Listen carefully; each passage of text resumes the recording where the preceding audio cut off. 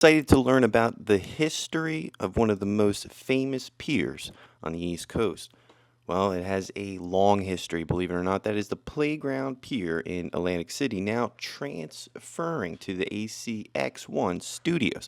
It has a long, rich history and has involved multiple renovations, but its beginnings started as the Million Dollar Pier, and its current ambitious redesign and revision plan. This pier is located at the iconic address of number 1 Atlantic Ocean and has consistently thought to redefine entertainment and commerce in Atlantic City.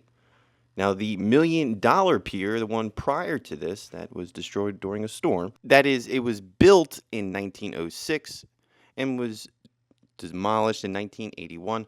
It was an ambitious vision from Captain John L. Young and Kennedy Carlson, who opened the Young's Million Dollar Pier July 26, 1906. It was an engineering marvel at the time, stretching 1,900 feet over the ocean. Young, a re-owned showman, spared no expense, filling it with exotic attractions on the pier. These attractions include the world's largest ballroom, a space for dancing and theater, a theater which set 4,000 seats for live shows, an exhibit hall, a Greek temple, an aquarium, and also a roller skating rink. Captain also had his mansion on there. In 1908, he built a personal residence on the pier, famously addressing it number 1 Atlantic Ocean. Now, daily fishing nets took place. It was a popular attraction when visitors could watch daily catches. That was often by Captain Young himself. Now, this was the Million Dollar Pier, which quickly became the centerpiece of Atlantic City entertainment, hosting major events like the 1925 Miss America Pageant, famous dances in the 1930s. However, the wooden structure was exposed to the harsh ocean environment and was eventually had a significant fire in 1949, which destroyed 40 feet of the pier, including the ballroom and the skating rink, and was reopened in 1950. And that shift to a pay per ride model. And Captain Young's mansion was demolished in 1953 when Hurricane Donna in 1960 caused further damage, removing another 50 sections from the pier. By 1960, it suffered such a demolish, it was discontinued in certain sections, and by October 1981, right after the season's over there in summer, during the demolish with the new ownerships that took place, another suspicious fire destroyed somewhat of the remaining structure that was there today. That's when we saw a new chapter begin, the Ocean One. That was from 1983 to 2003. April 1983, the completion of a new 900-foot pier opened called Ocean One. This was a new embarked a significant development of entertainment focus for Atlantic City. Ocean One was convinced as a shopping center pier, a bold attempt to bring families and non gaming tourism back to Atlantic City after legalization of gambling in 1977, which shifted the city's focus.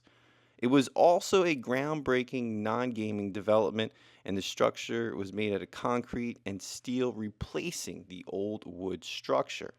That was when we saw the current pier that we're here today, finally.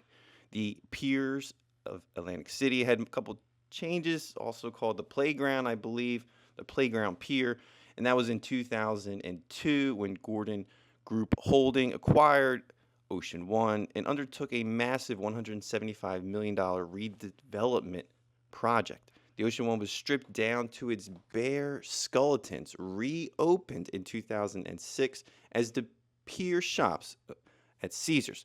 This era was a new focus and targeted luxury retail, dining, and entertainment directly connected to the Caesars casino. And it also boosted 4 levels.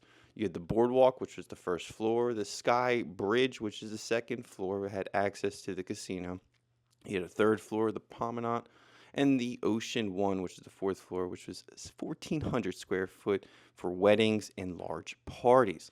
This was a massive attraction during the time and was the show of a massive indoor water fountain display that danced to music and was one of the world's largest inside a mall. Despite its luxury and high-end tenants such as Gucci and Apple Store, the piers struggled with vacancy and particularly with the downfall of Atlantic City economics that took place in 2007. And then we saw some other changes take place of name changes. The Playground Pier 2015 to 2023. That is, it was rebranded and underwent new ownership from a Philadelphia developer who acquired the lease for $2.7 million from Caesars. He aimed to invest about $50 million into the property despite his efforts and the declining retail tenants environment at the time. By 2009, the number of retail stores dwindled significantly, and the restaurants on the floor became vacant. And for the most part, in 2020, he sold the pier back to Caesars Entertainment, crediting the focus on his plans for the Showboat Hotel. Now, this is when we saw the newest change to the pier, the ACX1 Studios. This was in 2003, when September it was transformed into studios and aimed for the East Coast hub for film and TV production. The timing was right here because as you look in 2025, at least parts of North Jersey did very well with the Netflix deal.